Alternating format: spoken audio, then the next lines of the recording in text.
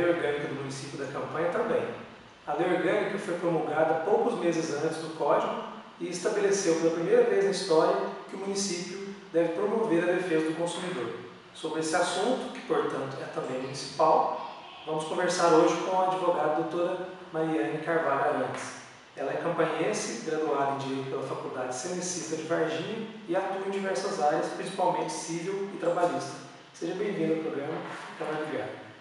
Doutora Mariane, em 2020 completam 30 anos leis importantes como o Estatuto da Criança e do Adolescente, a Lei dos Crimes Hediondos, leis que organizam o SUS e o Código de Defesa do Consumidor, nosso tema de hoje. Como era a legislação brasileira antes desse código, que é de setembro de 1990?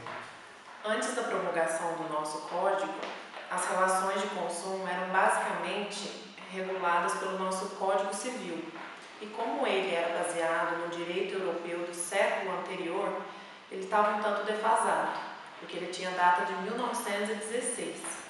Então, para a gente ter uma ideia, quando a gente chegava no supermercado, a gente não conseguia buscar nos rótulos, nas embalagens dos produtos, aquelas tabelas nutricionais, por exemplo, ou o prazo de validade.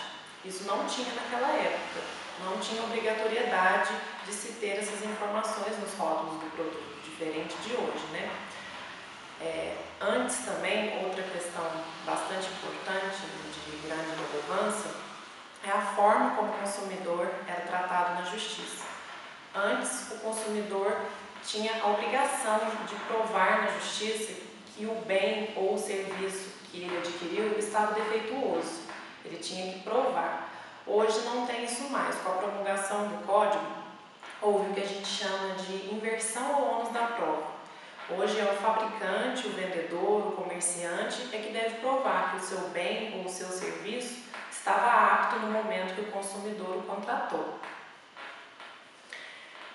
Outra questão também foi sobre as propagandas enganosas, os contratos com cláusulas abusivas e sobre consertos, trocas, devoluções de produtos. Antes a legislação era completamente omissa nesse sentido. Os consumidores até ficavam em desvantagem nesse ponto. Mas com a promulgação do Código isso foi regulamentado, teve um capítulo específico para isso e o Código proibiu as cláusulas abusivas nos contratos. Inclusive também proibiu as propagandas enganosas, certo? Ok. De 1990 para cá, o Código de Defesa do Consumidor sofreu diversas alterações, mas os princípios da lei continuam os mesmos. Um deles é o da informação sobre direitos. 30 anos depois, ao atender os seus clientes, você considera satisfatória a divulgação dessa lei aqui no município da Campanha? Infelizmente, não. Infelizmente, no nosso município, nós precisamos evoluir muito ainda nessa questão de divulgação, porque a população não conta com um órgão específico onde ela possa recorrer quando a sua relação de consumo é violada, entendeu? Inclusive, nós não vemos promoção de eventos como palestras, campanhas educativas que informem a população sobre ter consciência ao adquirir ou comprar, ou adquirir um bem ou adquirir um serviço, ou mesmo buscar a justiça. Nós não temos esse tipo de informação aqui. A única coisa que nós contamos aqui no nosso município, talvez por ele ser um município pequeno ainda e estar em evolução, é a figura do defensor público, que, como todos sabem, é o advogado do Estado, e as pessoas podem ir lá tirar dúvidas com ele sem custo algum. Mas eu também acredito que com a evolução da internet, a evolução da tecnologia, mesmo essa revolução na política que a gente vem passando, as pessoas não estão mais na inércia. Eu acredito muito que aos poucos elas vão buscando correr atrás das informações, não deixam mais os assuntos para lá, como elas faziam antigamente. Acredito que hoje isso está mudando aos poucos. Conforme você já comentou, Campanha não conta com o PROCON. Outras cidades maiores, como Três Corações e Varginha, já dispõem desse serviço. Onde tem PROCON municipal, isso faz a diferença, na sua opinião? Ou existem outros meios mais eficientes para a proteção dos direitos do consumidor? Eficiência, quando a gente está falando de órgão público, é um tanto relativo, porque concordo que às vezes o órgão público é super eficiente para mim, mas pode não ser para você. Ele pode solucionar o meu problema, mas talvez não solucione o seu. E isso acontece muito com o PROCON, porque o PROCON, como todo mundo sabe, é uma entidade do Estado, que vai ali intermediar quando há violação na relação de consumo, certo? Só que o que fica meio vago às vezes para as pessoas é que nem sempre o meu problema é o PROCON que vai solucionar, entendeu?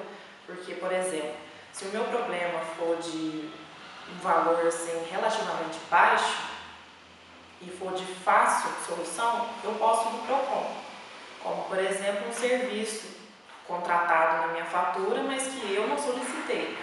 Aí o PROCON vai, através dessa empresa, notifica essa empresa para que ela cancele esse serviço, que não foi solicitado, certo? Se a empresa voltar a reincidir nessa cobrança, o PROCON tem a liberalidade de aplicar uma multa para essa empresa, entendeu? E muitas vezes a multa já é satisfatória para aquele consumidor, certo? Agora, se dependendo do caso, se ele precisar de uma reclamação mais trabalhada, de provas mais robustas, como é o caso de uma indenização por danos morais e materiais, não cabe ao PROCON, porque o PROCON não tem essa função de obrigar a empresa a cumprir determinadas obrigações. Aí seria o caso mesmo de procurar um profissional da advocacia e recorrer na justiça. Muito obrigado, doutora Maria, pela entrevista e até o próximo Câmara Ligada. Obrigado, Jonas. Obrigado à Câmara pelo convite e eu espero ter esclarecido algumas dúvidas, porque o que eu mais gosto de fazer é isso, é informar, levar informação para as pessoas, porque eu acho que só assim que elas vão começar a buscar o direito delas, com informação. Obrigado mais uma vez.